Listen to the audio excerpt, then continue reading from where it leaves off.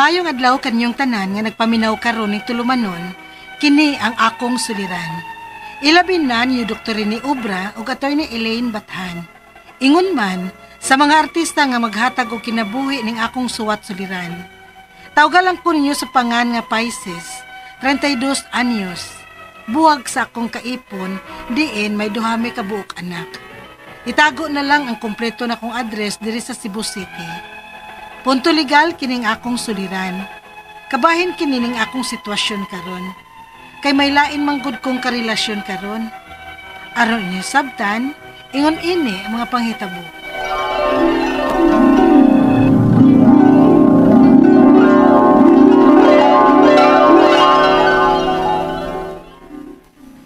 Ha? Nagbuwag na gid mo ni Maui, Pisces? Ay, wa lang gid nako tuyo Arlene. Nga na fall out of love gid ko niya. Laoy, Ginoo ko. Wa na gid ay ninyo madang inyong sitwasyon. Hindi na nako madaday, Kay dili nako kalimbungan ang akong kaugalingon nga siya paghihapon ang akong mahal. Kay amahan siya sa akong mga anak bisag dili na. Lisod kaayo nga magpakaron ingnon. Sod sa among panimahilin. O niya, ang inyong mga anak. Ay, mano'y problema. Kay mabahin ang una-una sa among mga anak. Unta, kutob sa mahimo. Dili lang unta sila ka-feel sa panagbuwag namo sa ilang amahan. Hala, saan pagkadili ma-feel, anak, nga mapiktahan man yun na sila, kay magbuwag baya yun mo. So, kung magbuwag mo, maglain naman yun mo puyo, di ba? Ay, ako na lang tingali ang mo giveaway, Arlene. Ha? Usay buti mo ipasabot, ha? Ako'y mubiya sa amo. Unsa? Ikaw nga inahan nila ang mubiya? Oo. Kay anyway, mas sila man ang mag-uban sa mga bata pirmi. Kay niya man ko pirmi sa trabaho. Siya kay dili man permanente nga may trabaho. Kay pakyaw-pakyaw man ang iya ha. Usahay, may trabaho, usahay sa duwa. Ay, masa nang usa hinungdan nga nung na-discourage ko niya. Kay okay lang siya, nga wa siya trabaho. Murag way pangandoy sa kinabuhi. Dili parihas ni Ivan. Wait ha. Kinsa man ang Ivan? Ay, kuan, naila-ila na ko sa online. What? Misalig ka sa online lang nimo nga gikaila-ila? O basin siyang hinungdan ha? Kung nganong nagbuwag yun mong Maui? Lin, kahibaw ka nagyudaan sa sitwasyon ng mong duang Maui. Sa wa pa may magkaila ni Ivan. Dili sa dunta ko magpangita sa lain gugma, kung nakontento pa unta ko sa iyang paghigugma diri nako. Pisces?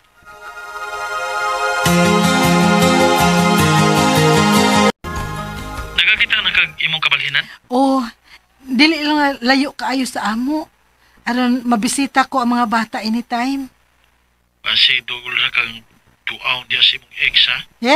Kaluod. Agbay na kung wa magpahilabot niya, no? Bisag ni adto pa nga, wa pa ta magkaila, wa nandiyo ko magpahilabot. Ya, nakabalhin na ka? Naginahinay pa lang ko og hakot sa akong mga butang. Dili na ko pakalitan ang akong mga anak. Tingalig matinga sila kung makita nila nga mag-alsa balutan gid ko sa akong mga gamit. Ikaw. Ya, tsaman, na-claim na nimo ang akong kipada nga para sa kabalhinan nimo? Kinahanglan bagod na nimong buhaton? Ivan, may kwarta man ko. May trabaho man ko sa usa ka dakong kompanya diri sa syudad sa Cebu.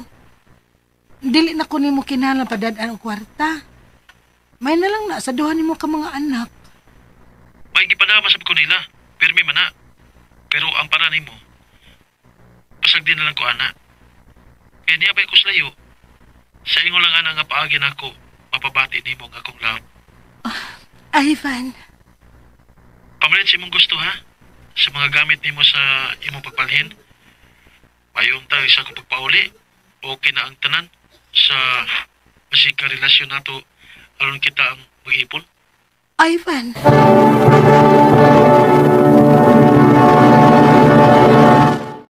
Alright.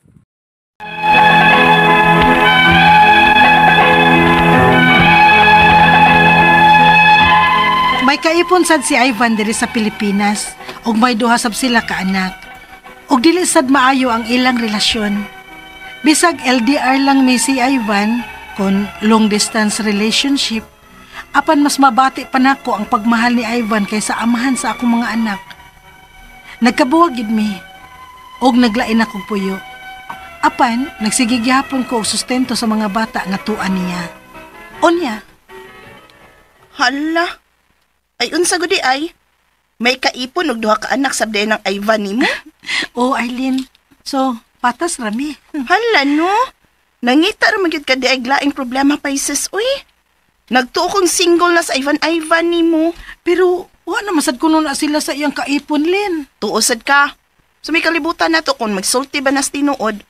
Layo baya mo. Pwede ra gyud siyang mamakak day. Wa gyud gibakak si Ivan nako diri, Eileen.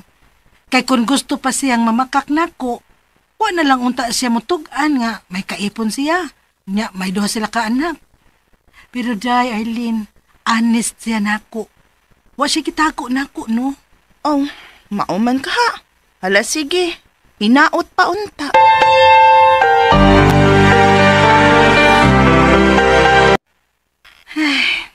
Kumusta naman ka ang akong mga anak? Mingaw naman hinuon ko nila. Mingaw man ko din sa akong bagong gipuy-an. Pero malinaw na ang akong una-una. Ngawa na'y mawi nga akong pirming lalison. Pero ang akong mga anak, makaantos ka ako aning sitwasyon na. Oh, kinsa maning nanawag? Hala, si Maui. O, unsa man kay tuyo ni tawanang gabi naman. Tubagon ko ba ka? Hello? Si Shine Gilantan. Ha? Ari asa ko sa bahay, be. Iwala ko kay ba unsay akong buhaton og itubagan ni niya. Kaya nangita man ni mo. Oo, sige. Muwalan ako.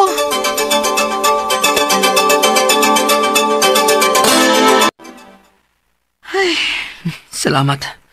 Ikaw rin yung nakapatuog niya. okay na siya. Nius-us na ang iyang hilanat nga gipainom na kog tambal og gi-sponge bath.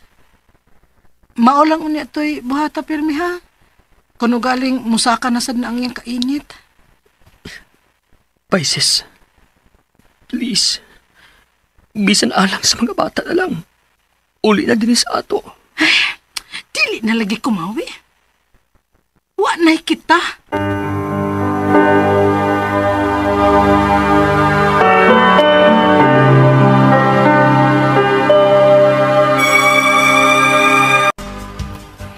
Uy, papay. May kainiya ka na. Oh, late lagi ka. Dugay ko nakamata, uy. Gihilantan ang usan ako ka anak. Uy, may nanawag din sa opisina ay. Kaipon ko na siyang Ivan. Oh, Kung dili ko nun ni mo hunungan si Ivan, i-post ka niya sa social media. unsa?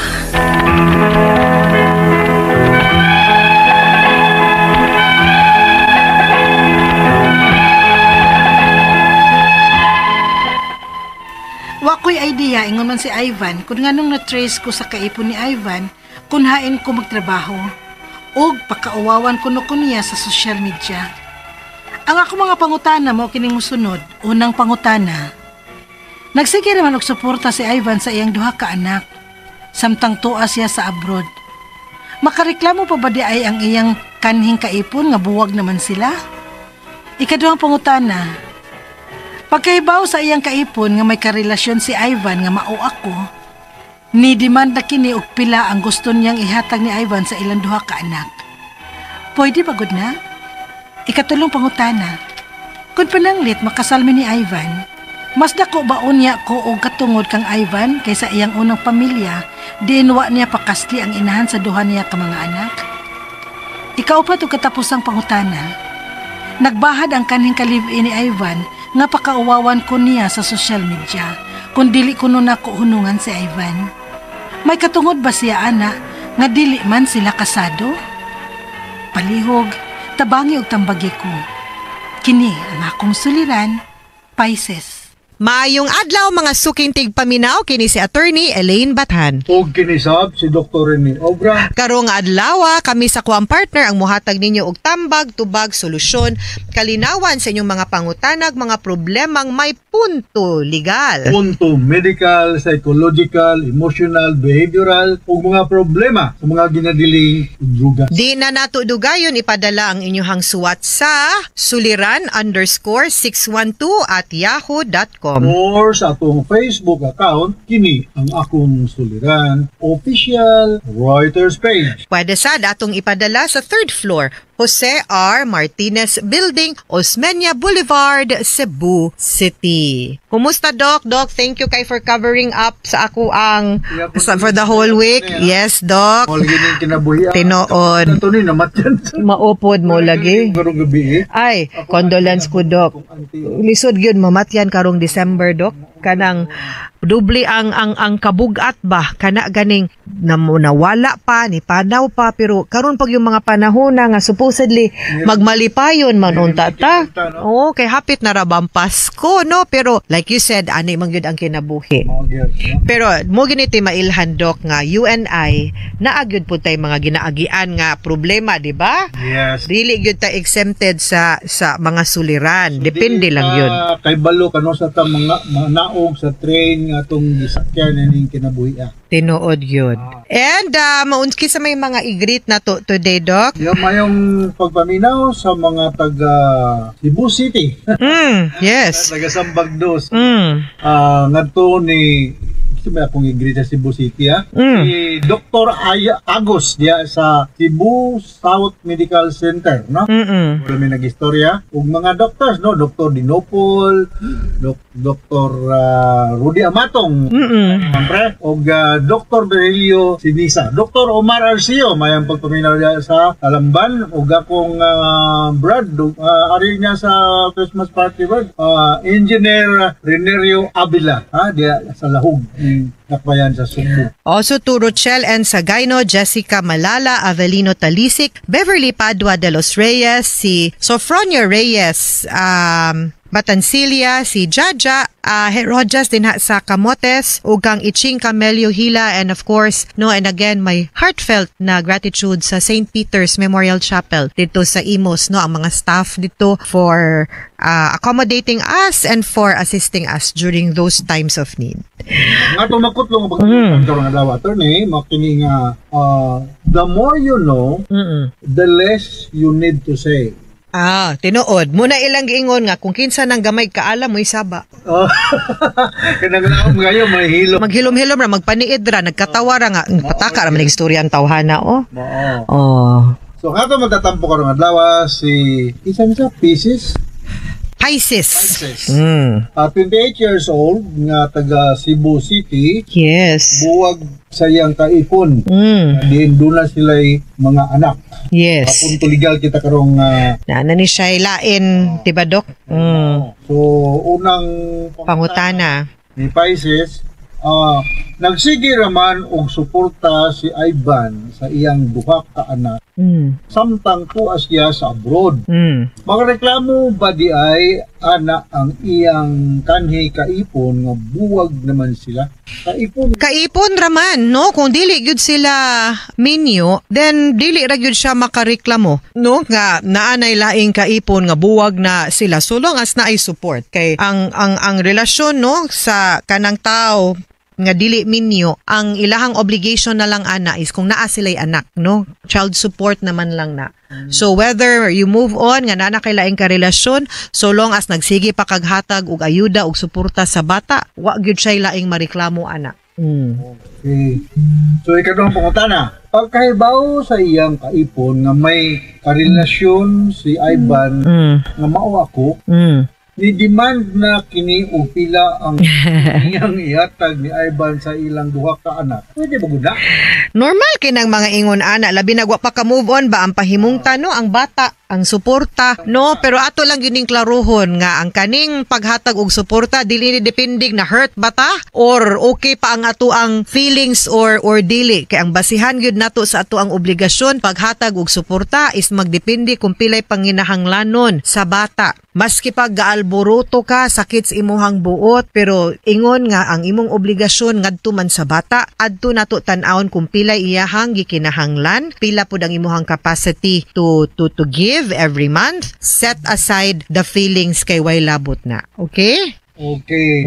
Ikatulong pa ko tana. Kung pananglit makasal mi ni Ivan, mas ako ba unya ko og katungod kang Ivan kaysa iyang unang pamilya diin wala niya pakasli ang inahan sa duha nila ka mga anak. Of course, wa gyud siya obligasyon ngadto sa inahan. However, inig kaminyo ninyo, you will become the legal wife but magpabilin gihapon ang obligation ni Ivan ngadto sa duha ka bata kay anak man na niya. Nakatangag na maski pagminyo mo dili na mapapas, di pud na pwede niya nga did-an abi kay minyo na mo unya na namoy laing anak. Ang imong obligasyon inyo harang common anak, no, inyong legitimate child, pero si Ivan will be responsible sa inyong anak sulod sa kaminyoon o sa anak niya ngadto sa iyang ka-live-in before.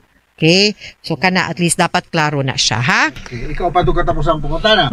Nagbahad ang kanik likalibin ni Ivan nga pakauwawan ko niya sa school media kung dili ko nuna ko unungan. Unungan si Ivan. Ay katungod ba siya anak nga dili man sila kasado?